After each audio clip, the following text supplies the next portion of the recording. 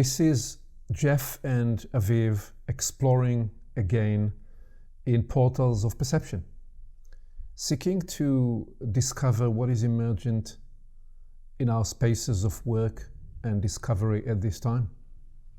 I'm curious to first ask, what is arising in your space? What is alive in your divination and in your thinking? And then perhaps I can offer a bit of a situational assessment from the last 4 days weekend process and discovery and exploration with our global community. So how about that as an approach for today? That sounds perfect. It's wonderful to be with you again, Aviv, as we skate into the unknown territory and possibly onto the thin ice. Indeed. So what would you say is prime that's arising for you in your discovery? Well, there is a knowing that's been bubbling up for some time, especially in the last 2 weeks. And I haven't written about this yet, but that's on the list. But there's this sense that within, you could say, the collective interior of humanity. So if humanity is a being in its own right, which I would suggest that it is, a kind of superorganism that is more than the sum of the individuals, somehow this being has ripened to the point where there is now a process of letting go of the strong tendency to identify with opinions, with ideologies, with even the sense of one's own separate self, which isn't actually separate, we've come to discover. And the superorganism is evidence of that, because humanity seems to, and we're going to discover this more and more scientifically, empirically, humanity seems to have a higher level of agency. And so again, we can't possibly be actually separate from one another, because there is this higher unity that brings us together. And so the collective interior of humanity is also the interior of every seeming individual. And on the inside, I can feel a process, and others around me have been reporting as well, that this, well, it could be likened to an erosion. Like there's a kind of inner erosion of the hooks and the mechanisms by which we latch on to a belief system. And to get a bit more specific, in the recent past in the United States, there's been so much polarization. And it hasn't only been in the US, it's been globally, and it's shown up politically because that's where people pay attention. The left and the right seem to be running to opposite corners. And so how could that be? Something in us has known for the last, I'd say, 3, 4, even 5 years that change is coming, and has, in a sense, panicked and attempted to hold on to what is known. And increasingly, as this erosion happens, what is known gets more and more extreme, like the last holdouts of old belief systems and ideologies. And the idea, for instance, that somehow in the 1950s America was just totally amazing. And I'm not saying that it wasn't, but there's a nostalgia that might be quite distorted. And so there's a holding on to distorted ideas of what was. Let's make America great again in some unspecified way. And then you see the reactionary tendencies in Europe and the nationalist parties being elected and things like that. So this tendency to try to go back to what we think we remember or know is a manifestation of something in us knowing, oh, wait a minute, our certainties are disappearing. Our identities even are disappearing. Our national identities are disappearing because it's collective. That's what I'm saying. And it's very hopeful, because as we pass the point of no return, which I get that we have collectively, we discover that actually it's okay to not hold on so tightly to who we thought we were. That actually life is way more pleasant when we're not fighting with our families over, who won an election or who we're going to vote for, or whether or not this or that issue is so extremely important. And I claim this is happening more generally. In my own family, there is a relaxation around politics. I have a friend here in Crestone, Colorado, who is spiritually oriented, um, and and yet something is happening that's far beyond the amount of practice that he's put into his spiritual journey. And there was an illness involved, but he emerged from that illness suddenly way less identified with who he thought he was. The same thing that I was saying before.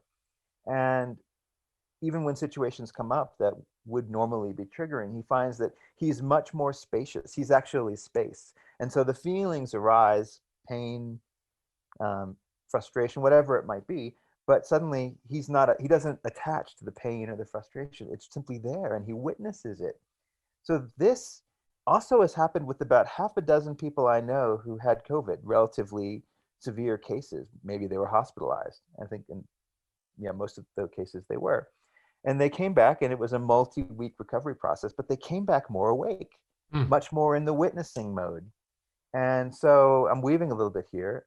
Somehow the pandemic, illness, and maybe other factors are contributing to a letting go of what has been historically. And I think this will connect with your work as well. We're letting go collectively of who we thought we were, the story we thought we were living. We're in between, which could be uncomfortable, but once we pass the midpoint, and we realize we're still here, and maybe it's okay, we can ease our way into another way of being and a new story if we need a story. And one last thing I'll say about this is, with the erosion of the identification, there's an erosion of, you could say, the infrastructure of egotism. And we can still have our individual experiences. That's totally fine. But we're not going to fight for our perspectives. Somehow my belief or my religion or my dogma is superior to yours. That's already arising less and less. And I get that. The intellect won't get this yet, but what I get intuitively and I'm seeing is about 25% of people have passed this point where it's noticeable. Oh, I'm more peaceful. Oh, what used to trigger me isn't triggering me. And it's not because they double down on their meditation practice. We don't need to go and learn this because the decision has been made by the superorganism of humanity itself. We're done with that stage. And this is the reason now. I finally have a concrete reason why the miracle is possible this decade for humanity to completely shift gears into another way of being and relating and operating, and that includes our institution. So I now have some testable hypotheses, because it's falsifiable. If it doesn't happen, we'll know. But there will be more peace. There will be more ability to cooperate, because as evolved as egos are, egos who are tightly identified with a false idea of themselves are never going to get along sufficiently to address climate change or ocean acidification. The biggies require another level of capacity, which we can ease into, because there's a natural coherence, because this is the collective that is shifting as one. Yeah, beautiful. So first, seeing humanity as a collective organism. Second, seeing the interior of that organism as a broader, larger, collective or unified consciousness. Thirdly, seeing the shifts that occur inside the patterns of consciousness, where you're describing that the grip, I may use this word also, the possession, the hold on the egoic as an as a separate, rather, unit from the whole is fading or melting away. And some of the evidence of what's on the other side of that. So all of that corresponds well and potently with some of my recent experiences, where we use slightly different language, slightly different lens. We tell the epochal story, which is is a way of accessing that same vein of potential, just with certain added framing and reference. Yeah, should I bring up a bit of a situational assessment where I am with that journey? Absolutely. Well, there's no script here. I have total trust that what emerges through you connects with what I've shared, and something even more marvelous will be synthesized in the encounter. So let's see what that might be. Right. Okay.